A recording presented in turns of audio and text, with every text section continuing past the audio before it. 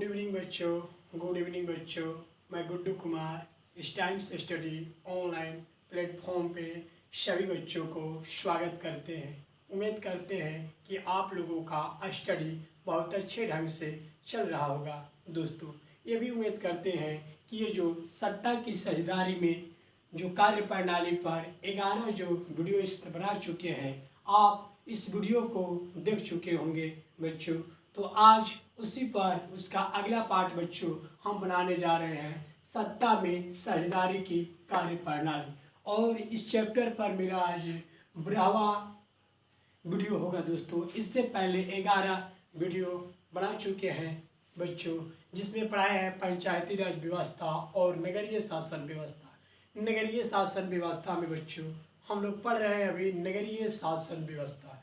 तो नगरीय शासन व्यवस्था में बच्चों जो त्रिस्तर पर होता है, यानी कि एक पढ़े थे नगर पंचायत, उसके बाद पढ़े थे नगर परिषद। आज नगरीय शासन व्यवस्था का ये आखिरी टॉपिक नगर निगम। नगर निगम के बारे में जानने का प्रयास करेंगे बच्चों कि नगर निगम क्या होता है।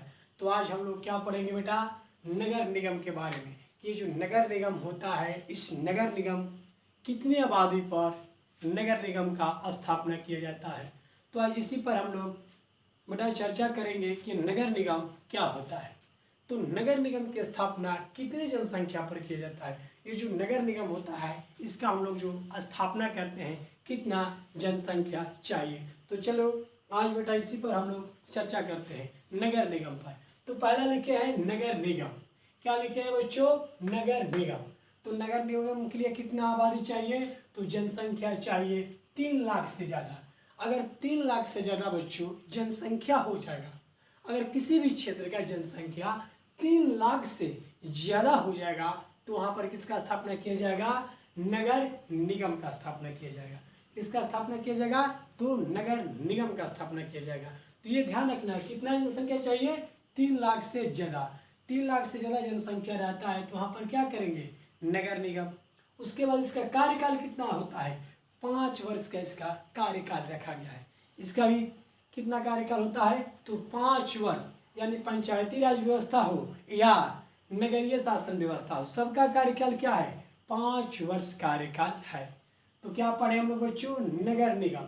नगर निगम की जनसंख्या कितना चाहिए, 3 लाख से ज़्यादा हो जाएगा, तो वहाँ पर किसका स्थापना कर देंगे हम लोग, नगर निगम का। नगर निगम का भी कार्यकाल कितने होता है, तो 5 वर्ष का इसका भी कार्यकाल होता है।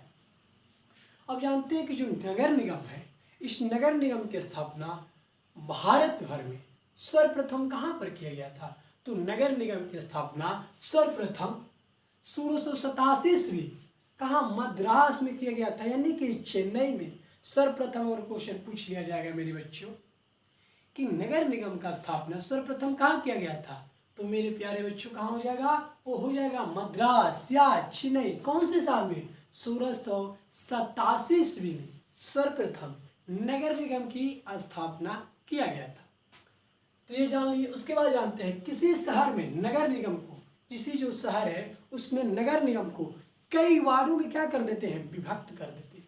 कई वार्डों में क्या कर देते हैं, उसको विभक्त किया जाता है, यानी कि कई वार्डों में उसको क्या कर देते हैं, बांट देते हैं। और उसके बाद वार्डों में बांट देने के बाद वहाँ से सदस्य को चुना जाता है। वहाँ से सदस्य को क्या करते हैं, तो वहाँ से सदस्य को चुनते हैं। कई वार्डों में बांट देने के बाद वहाँ से सदस्य को चुनते हैं बच्चों। उसके बाद आरक्षण की बात करते हैं कि इस नगर निगम में आरक्षण क्या दिया गया है। तो ये जो नगर निगम है, आरक्षण की बात करते हैं कि आरक्षण कितना दिया गया है। तो इस नगर निगम में SC, ST, OBC क्या बोला गया है, SC, ST और OBC में संख्या के अनुसार, किसके आधार, संख्या के अनुसार, यानी कि वहाँ की कितना संख्या है उस संख्या के अनुसार उस शहर में कितने SC रहने वाले हैं, कितने ST रहने वाले हैं, कितने OBC रहने वाले हैं, उस संख्या के अनुसार वहाँ पर क्या दिया जाता है, आरक्षण दिया जाता है। अब SC क्या होता है, ST क्या होता है, यानी कि अनुसूची जाति, अनुसूची जनजाति होता है। और तो ये भी आप लोग तो समझते होंगे। तो संख्या के अनुसार क्या दिया गया है, आरक्षण दिया गया है। उसके बाद महिलाओं को कितना आरक्षण है, तो नगर निगम में महिलाओं को कितना आरक्षण है, टोटल सीट का 1/3 आरक्षण है। कितना आरक्षण है बच्चों? 1/3। मान लीजिए कि 99 सीट है तो इसका 1/3 कितना हो जाएगा? 1/3, यानी कि 33 सीट क्या हो जाएगा? महिलाओं के लिए आरक्षित है। कहाँ पर? नगर निगम में। कुल सीट का कितना होता है? 1/3। तो हम उदाहरण कितना लिए थे बच्चों? 99। तो 99 का 1/3 कितना हो जाएगा? 33। तो ये समझ में आ गया कि नगर निगम में महिलाओं के लिए कितना आरक्षण है। तो कुल सीट का 1/33 सीट आरक्षित है और इस सीट पर सिर्फ कौन चुनाव लड़ेंगे? तो सिर्फ महिलाएं ही लड़ेंगी।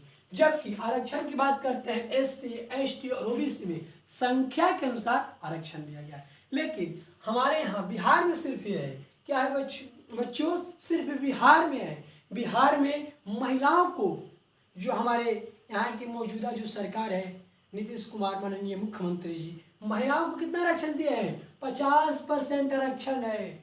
पंचायती राज व्यवस्था हो या नगर निगम की बात किया जाए, यहाँ पर कितना आरक्षण है? 50%। पंचायती राज व्यवस्था 2006 के द्वारा महिलाओं को पंचायती राज व्यवस्था में कितना आरक्षण दिया गया है? 50%। तो यहाँ पर भी नगर निगम में कितना आरक्षण दिया गया है? 50%, यानी कि 100 सीट होगा तो वहाँ पर 50 क्या लड़ेगी? महिलाएं ही लड़ेगी। वहाँ पर कोई दूसरा व्यक्ति चुनाव नहीं लड़ सकते हैं। सिर्फ लड़ेगी तो वो कौन लड़ेगी? महिलाएं ही लड़ेगी। यानी कि 50% सीट क्या है? आरक्षित है। किसके लिए? महिलाओं के लिए। कहाँ पर? तो बिहार में। सिर्फ कहाँ है ये बात? बिहार में। और अदर स्टेट में नहीं, सिर्फ यहाँ ये बिहार की बात किया जा रहा है। तो बिहार में पूछेगा कि नगर निगम में महिलाओं को कितना सीट आरक्षित है? तो है 50%। अब चलते हैं बच्चों आगे कि बिहार में कितने जिलों में नगर निगम की स्थापना किया गया है। तो बिहार में बेटा नगर निगम की स्थापना किया गया है, वो कितने जिले हैं? 12 जिले हैं। कितने बेटा है? वो है 12 जिलों में नगर निगम की स्थापना किया जा चुका है। अभी तक वर्तमान में बिहार में 12 जिलों में नगर निगम की स्थापना किया गया है। और एक नगर निगम में न्यूनतम जो है वार्डों की संख्या कितना होना चाहिए?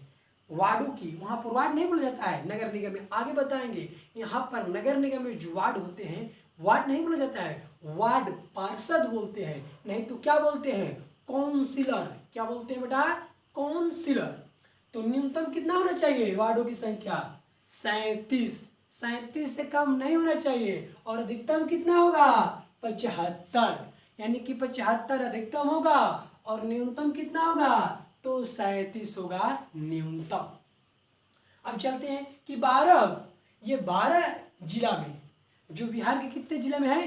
12 जिला में क्या है? नगर निगम की स्थापना किया गया है। तो जानते हैं कुछ कौन कौन से जिला है जहां पर स्थापना किया गया है। तो है पटना। पटना में नगर निगम में कुल वार्डों की संख्या कितना है? क्वेश्चन कैसे पूछेगा बेटा कि पटना नगर निगम में कुल वार्डों की संख्या कितना है? तो कितना है? 75। क्या बोलेंगे? 75, यानी कि प्रथम स्थान रखा है। जो बिहार की हमारी राजधानी है पटना, वहां पर नगर निगम में कुल वार्डों की संख्या कितना है?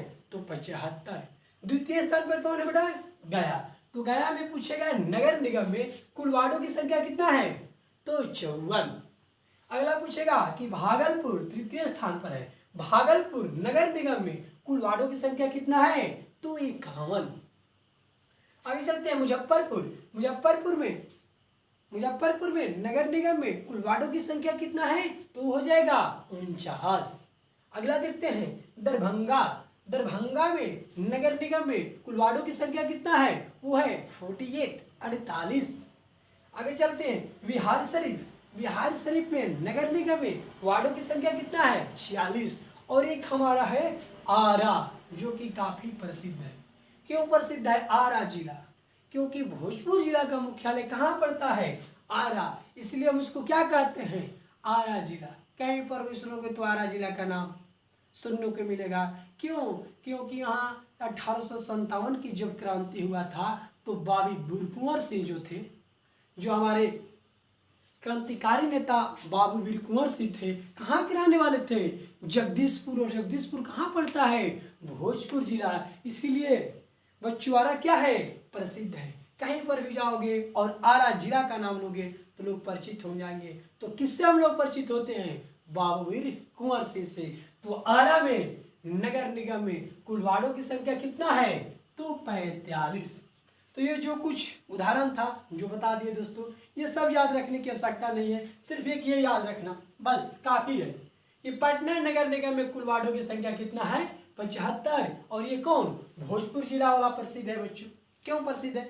क्योंकि यहाँ से बाबूवीर कुंवर सिंह 1857 की क्रांति में अंग्रेजों को क्या किए थे? दांत खट्टे किए थे, इसलिए दोस्तों आरा ही प्रसिद्ध है। तो दो याद रखिएगा, एक 75 75 और दूसरा 45 आरा वाला याद रखिएगा बच्चों कि आरा में नगर निगम में वार्डों की संख्या कितना है। तो ये था दोस्तों सत्ता में साझेदारी की कार्य प्रणाली पर नगर निगम।